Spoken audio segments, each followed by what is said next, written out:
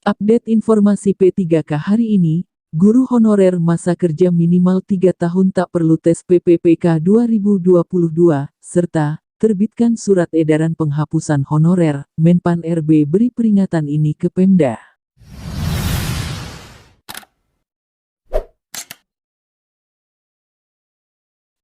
Kabar gembira bagi guru honorer yang berniat mengikuti tes pegawai pemerintah dengan perjanjian kerja PPPK 2022. Guru honorer dengan masa kerja minimal 3 tahun dan terdata di Dapodik tidak perlu mengikuti tes lagi di PPPK 2022.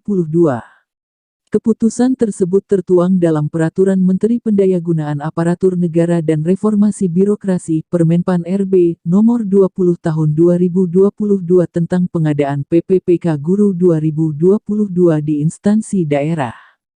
Jadi, guru non-aparatur sipil negara ASN di sekolah negeri yang terdaftar di Dapodik dan memiliki masa kerja paling rendah 3 tahun tidak perlu dites kembali, ujar Sekretaris Ditjen Guru Tenaga Kependidikan (GTK) Kementerian Pendidikan Kebudayaan Riset dan Teknologi Kemendikbudristek. Ketentuan tersebut tertuang dalam Pasal 5 Ayat 4 dan Pasal 32 Ayat 2 Permenpan RB Nomor 20 Tahun 2022. Menurut Nunuk Suryani, seleksi kompetensi bagi pelamar prioritas 2, yaitu honorer K2 dan guru honorer non-K2 di sekolah negeri hanya dilakukan dengan menilai kesesuaian kualifikasi akademik, kompetensi, kinerja, dan pemeriksaan latar belakang background check. Nunuk Suryani mengatakan bahwa langkah ini sebagai penghargaan terhadap guru honorer K2 maupun non-K2 yang memiliki masa pengabdian minimal 3 tahun. Nunuk Suryani meminta para guru honorer negeri untuk memahami benar-benar isi Permenpan RB Nomor 20 Tahun 2022. Regulasi tersebut sebagai bentuk keberpihakan pemerintah kepada guru honorer.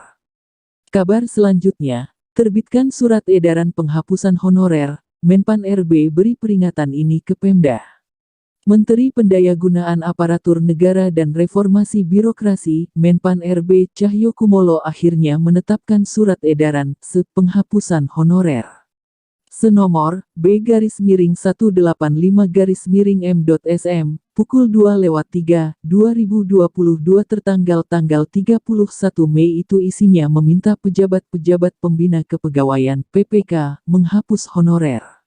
Surat tersebut berisi mengenai dasar untuk menghapus honorer, yaitu Peraturan Pemerintah PP Nomor 49 Tahun 2018 tentang Manajemen Pegawai Pemerintah dengan Perjanjian PPPK, yang diundangkan pada tanggal 28 November tahun 2018, maka dengan demikian pemberlakuan 5 tahun jatuh pada tanggal 28 November tahun 2023 yang mewajibkan status kepegawaian hanya 2. Jadi, mulai tanggal 28 November tahun 2023 hanya 2 jenis kepegawaian, yaitu PNS dan PPPK, tegas Menteri Cahyo dalam tersebut. Mantan Menteri Dalam Negeri ini mengingatkan Pemda untuk melaksanakan aturan tersebut, jika tidak ada konsekuensi yang harus dihadapi oleh PPPK. Adapun 5 ketentuan yang harus dilakukan PPPK sebagaimana isi surat edaran tersebut adalah sebagai berikut. 1. Melakukan pemetaan pegawai non-ASN di lingkungan instansi masing-masing dan bagi yang memenuhi syarat untuk mengikuti seleksi atau diberikan kesempatan mengikuti seleksi CPNS maupun PPPK. 2. Menghapuskan jenis kepegawaian selain PNS dan PPPK di lingkungan instansi masing-masing dan tidak melakukan pegawai non-ASN. 3. Jika instansi pemerintah membutuhkan tenaga lain seperti pengemudi, tenaga kebersihan, dan satuan pengamanan dapat dilakukan melalui tenaga alih daya outsourcing oleh pihak ketiga dan status tenaga alih daya outsourcing tersebut bukan merupakan tenaga honorer pada instansi yang bersangkutan.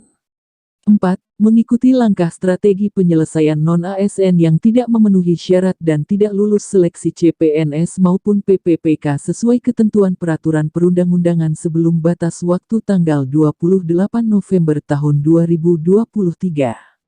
5. Bagi PPK yang tidak mengindahkan amanat tersebut dan mengangkat pegawai non-ASN akan memberikan sanksi berdasarkan ketentuan peraturan perundang-undangan dan bisa menjadi salah bagian dari objek temuan pemeriksaan bagi pegawai internal maupun eksternal pemerintah.